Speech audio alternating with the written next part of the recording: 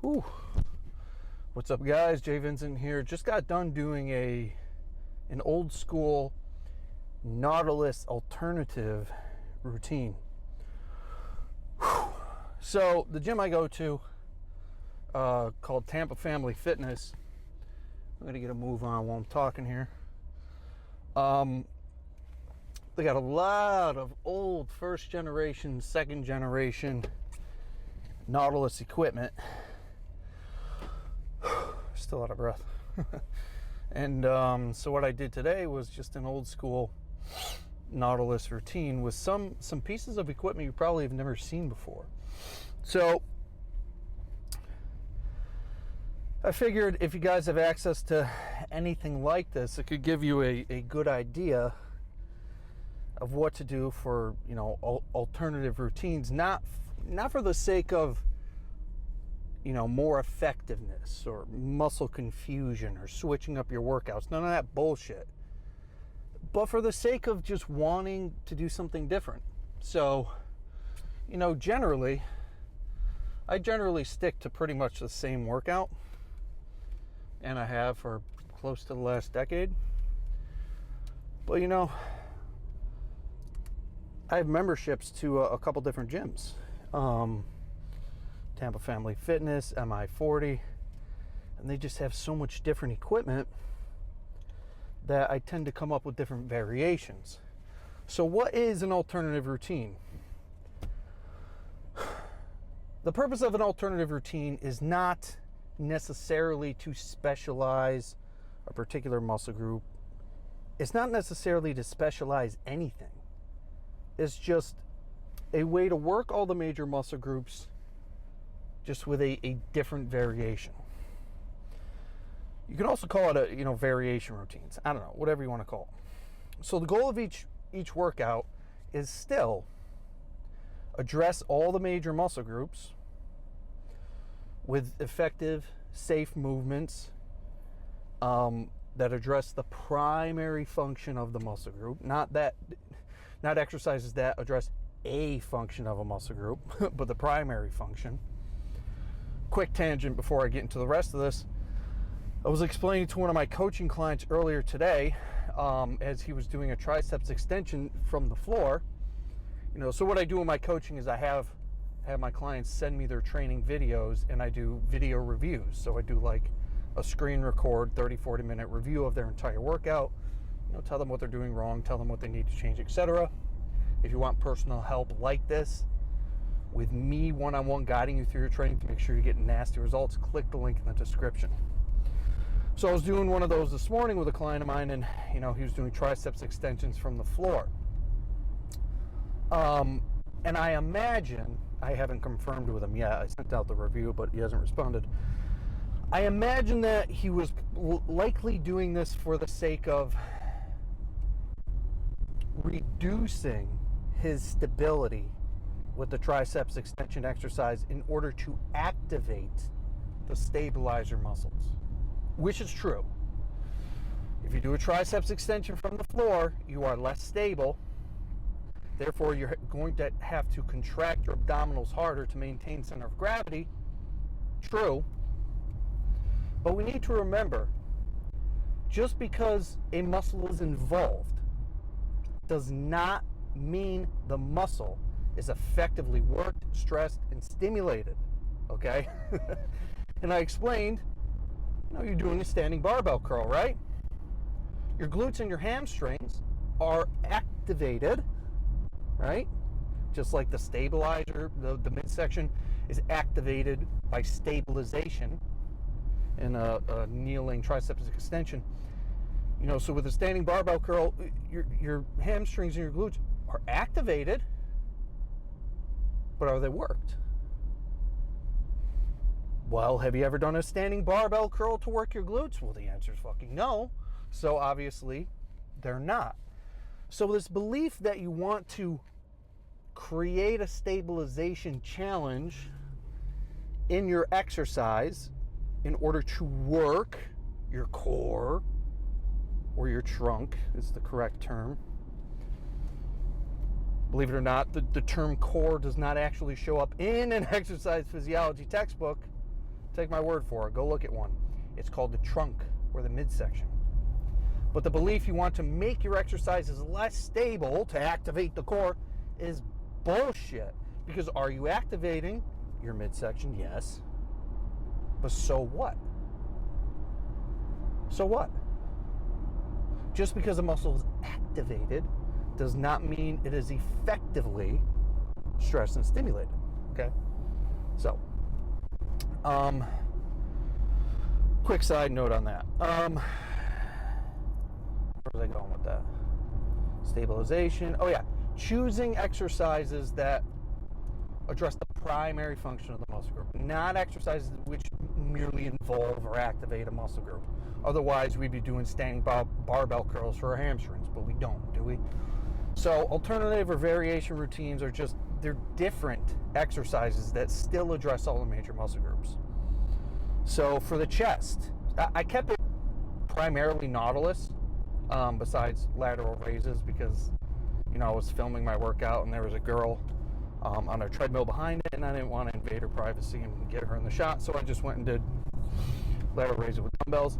But I did a pec fly, Nautilus, chest press, Nautilus, an old school one that actually, you know, if it was retrofitted with Kevlar belts and instead of the chains, it would have been a little smoother and even better, but it was great. I did a lat, a very interesting lat machine that you very likely, railroad tracks, that you very likely have not seen before. I did what's called the torso arm machine,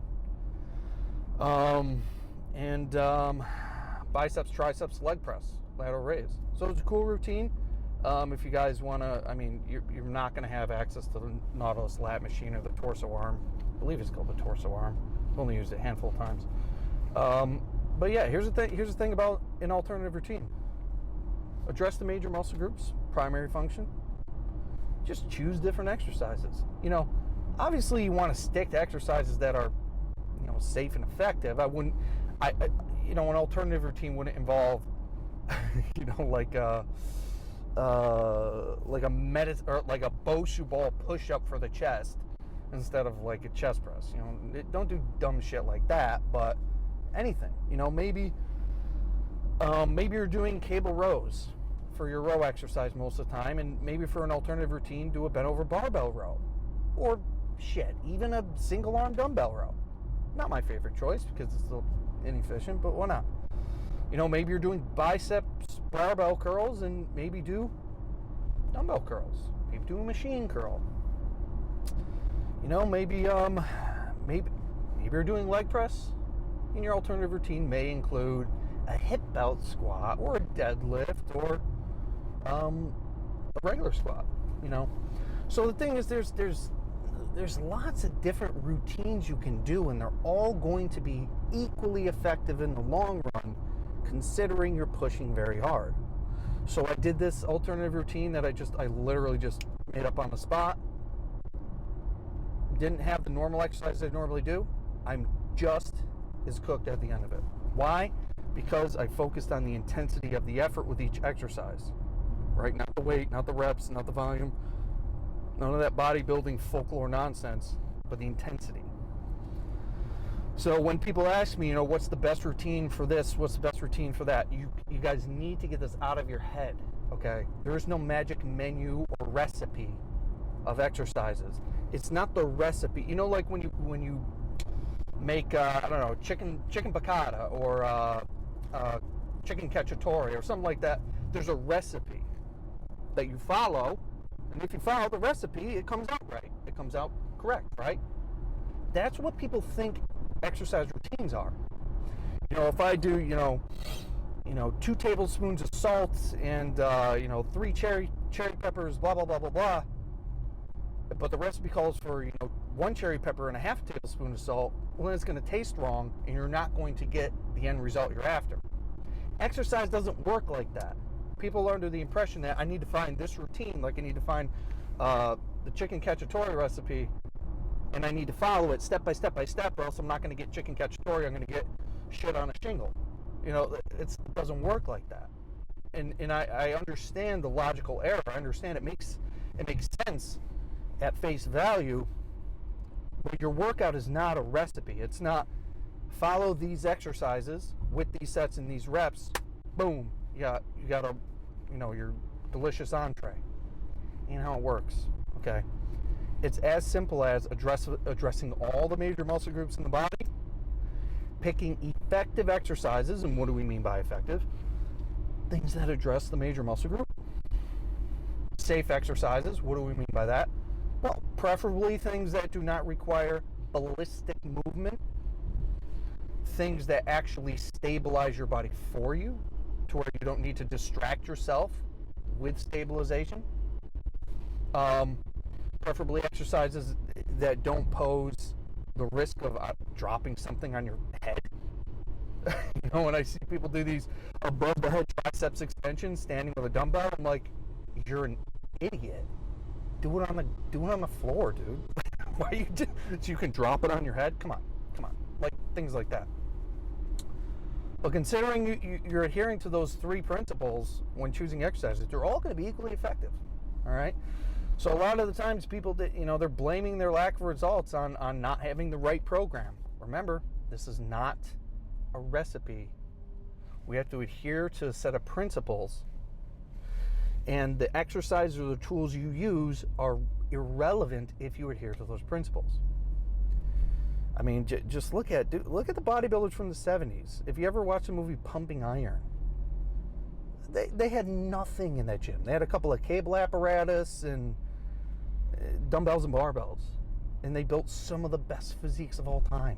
They didn't have any machines. They weren't doing this one-arm lat, feel your lat fucking bullshit that you see people in the gym doing. No, they were doing pull downs and pullovers and chest press and squats and just normal stuff that they were doing with high effort. Granted, a lot of the old school bodybuilders did way too much, but hey, it's a topic for another day. But so I guess the point of this video is to give you a routine that you can try.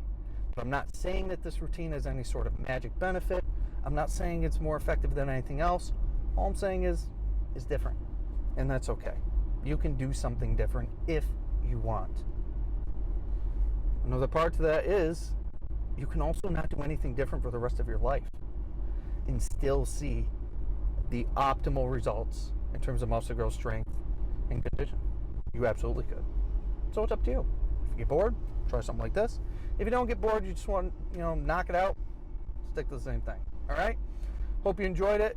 Click the like, subscribe, bell notification icon so you can be notified. I'm going to be uploading more alternative routines, more workouts. And if you want my help learning how to really train effectively, how to create effective routines for you, and to have me guide you one-on-one through the process, you can see 5 to 10 pounds of muscle growth in just 4 weeks.